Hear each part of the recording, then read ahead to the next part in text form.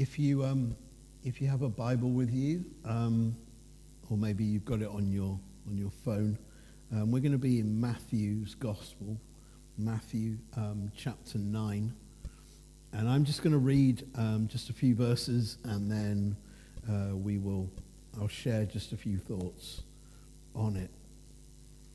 So Matthew's Gospel, Matthew 9, and starting to read in verse 9. And it says this: As Jesus went on from there, he saw a man named Matthew sitting at the tax collector's booth. "Follow me," he told him. And Matthew got up and followed him. While Jesus was having dinner at Matthew's house, many tax collectors and sinners came and ate with him, and his disciples came as well. When the Pharisees saw this, they asked his disciples, "Why does your teacher eat with tax collectors and sinners?" On hearing this, Jesus said, "It is not the healthy who need a doctor, but the sick. But go and learn what this means. I desire mercy, not sacrifice. For I have not come to call the righteous, but sinners to repentance." Okay. You may think, well, that's a strange New Year's reading, but actually within it, there's something that I just want to bring out, which I think is quite significant and maybe something we sometimes miss. It is, of course, the first Sunday of the new year, and a few days ago, some people in our society were making a New Year's resolution. Some people. I saw an interesting study that said the age group that were more likely to make those New Year's resolutions were the 18 to 25-year-olds. Did you know that? They were more likely to be the ones who were going to make a New Year's resolution. What happened to the older folk, eh? No? Decided we'd done that. We can't be bothered with all that. But some people will have been making New Year's resolutions because it's a sign, isn't it? When we get to the turn of the year, it's a sign of a new beginning, perhaps. A new beginning, I'm going to lose some weight. A new beginning, I'm going to eat less chocolate. A new beginning, I'm going to spend a bit more time with the family. A new beginning, I'm going to go to the gym. And people are making, in our society, these New Year's resolutions. And because it's a sign of a new beginning. And as every year, I always say that my New Year's resolution is that I want to know God more. And I hope that's the same with you. I hope that's something that you want to do this year. You want to connect more with God. You want to realign your life with his ways. But here in this story that I read, we find a new beginning. A new beginning. Jesus comes along. Now, bearing in mind, some of us, we may not know the context. Jesus has been in a particular village. He's been in Capernaum. And he's been doing some amazing things. He's been healing the sick. He's been casting out demons. He's just healed a paralyzed man. There's all kinds of crowds that are gathering. People are coming, the Gospels tell us, from everywhere, even out of the country. They are coming to hear Jesus and see him.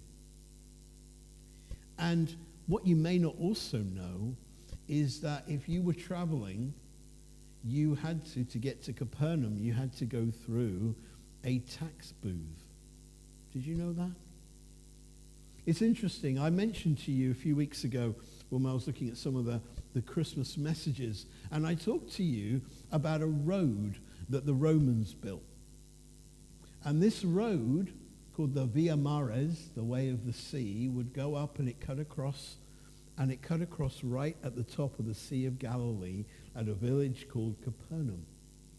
So if you were traveling from Egypt in the south and you wanted to get to the north, if you're going up to Rome perhaps, you would follow this road and you had to go through a tax booth.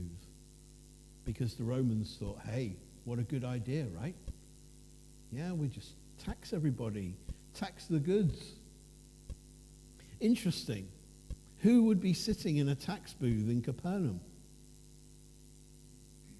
Matthew, right?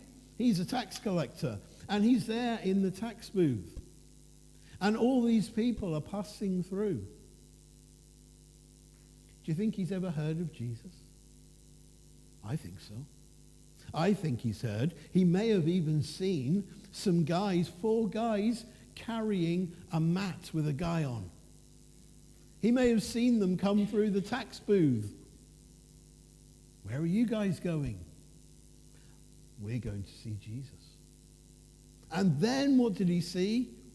He saw the guy walking back with his mat under his arm. I think he might have had a couple of questions. But he wondered, who is this Jesus guy? And then along comes this same Jesus and comes up to this chap called Matthew, who is sitting at the tax booth. Now, we can't always see it in English, okay, because it just says Matthew here. But those of you that have been around church for a while know that sometimes he goes by another name. Anyone know? Levi. Okay, so his name was, in Hebrew, Mattiyahu Levi, or Levi. That's his name. What do we know about Levi? What tribe would he be from? The Levites. Okay, if you find anybody called Levi today, they're from that particular tribe. So he's from the tribe of Levi, the Levitical tribe. Interesting. So we know that Matthew's from the Levitical tribe. Who do we know comes from the Levites? The priests. I wonder. His dad would have been a priest. And his dad before him would have been a priest. And his dad before him would have been a priest. But here's Matthew sat in a tax booth. Matthew's supposed to be in Jerusalem. He's supposed to be a priest. He's obviously disappointed his parents. He's obviously done some things he shouldn't have done.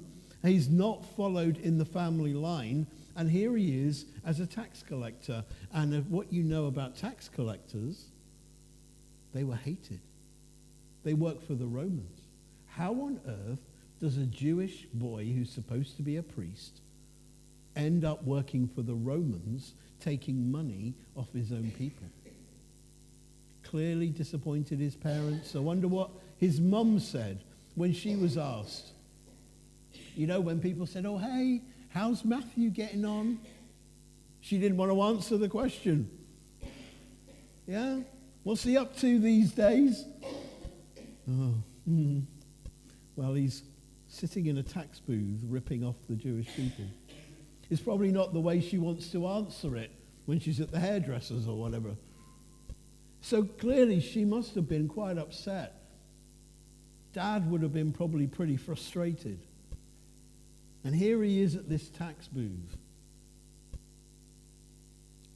And along comes Jesus. And Jesus says to him, follow me. And Matthew got up and followed him. Now I've set you a little bit of context, because sometimes when I was a kid, I would hear the story and this guy Matthew just got up and just went. I think he knew a little bit about who Jesus was, which fed into the story. I think there's a little bit there that goes, this guy knew he was doing something he wasn't supposed to be doing. He maybe even was doing something he didn't enjoy. And I think he knew all about this rabbi called Jesus. And this rabbi has now said, come and follow me. I want you to be my disciple. And he left everything and he followed him. And then he decided to throw a party. Anyone like a party? Yeah, we all like a party. That's good. He throws this big party, this big banquet. He invites Jesus and the disciples, and they all gather together. And guess who else came? His friends, right? Many tax collectors and sinners. I mean, he probably didn't have many other friends, did he? The only people he had were the other tax collectors. And they're all gathered together and they're all having a meal and a banquet. And some of the religious leaders are there. And they start talking. Chat, chat, chat, chat, chat. You know what it's like at a party. People talking. And Jesus overhears their discussion. And they're asking, hey, why does Jesus hang out with outsiders? Why does he hang out with these hated, sinful outsiders? This isn't the way you're supposed to do it. Bearing in mind, some of these religious people, they had disciples as well. And they were probably present. And they're having this discussion. And they're going, this isn't the way we do it. And I know we find it hard to believe that we would have different denominations within Christianity, and that we would sometimes look at another group of people and go, why do they do that? That's not the way we do it. Well, we would never do that, of course. But they did. They're like, why on earth are your lot doing that? That's not the way. I mean, we do that, don't we? I mean, we're going to take communion in a minute. How many different denominations do it in different ways? Imagine that you suddenly walked into a different church and they did it a different way. And you went, oh, it's not the way we do it. What do you think you're doing? My pastor would never do that. And here they are, they're having this discussion. Now, Jesus, why is he hanging out with these people? He's supposed to be an insider.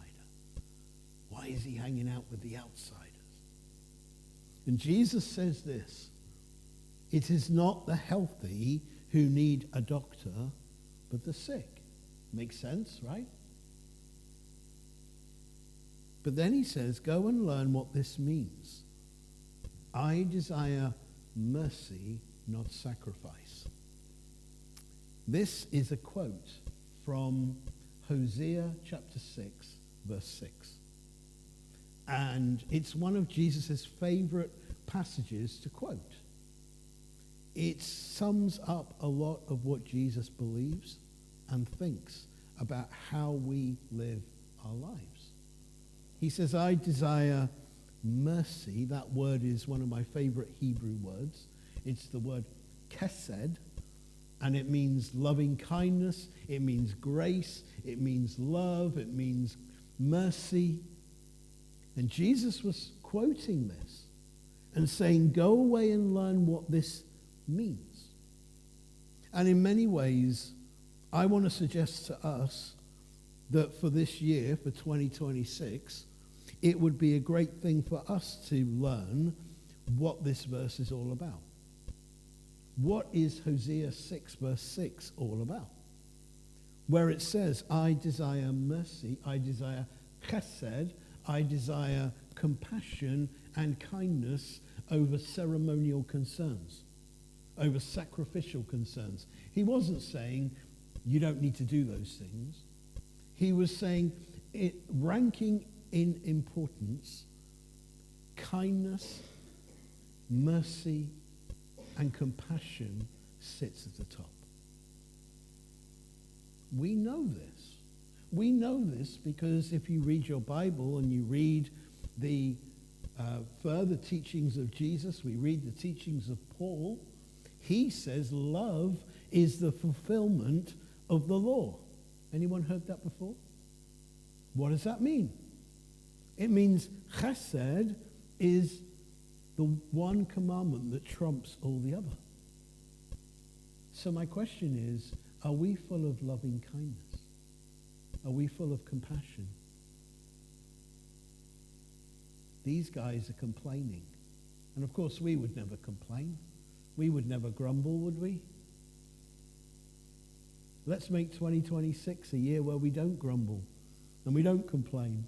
But these guys were complaining. You're doing it, but you're not doing it in the way that we want you to do it. And Jesus said, I desire kindness and compassion above everything else. Even if it means that church isn't done the way you think it should be done. Kindness, compassion, mercy, love. Do you see what Jesus is saying? It's quite a challenge, I think. This passage was about a new beginning for Matthew. This kid who clearly had disappointed his parents. This kid who clearly was living a life that was opposite to what he should have been living. And he gets a new start. He gets a new beginning when Jesus says, come and follow me. And that call is the same for all of us today. A new beginning today. He says, come and follow me. The challenge is, will we respond? And will we live 2026 trying to show mercy and loving kindness to everyone we meet? I hope so. Because that's what Jesus is calling us to do. We're going to share communion in a moment. And I'm going to ask the musicians, I believe, are going to be playing and singing for us. So, guys, if you want to make your way back up. But Jesus was full of compassion. And Jesus showed compassion and mercy and grace when he went to the cross for you and for me. And so in preparation for us sharing communion, we're going to sing. If you're able to, please stand as we sing.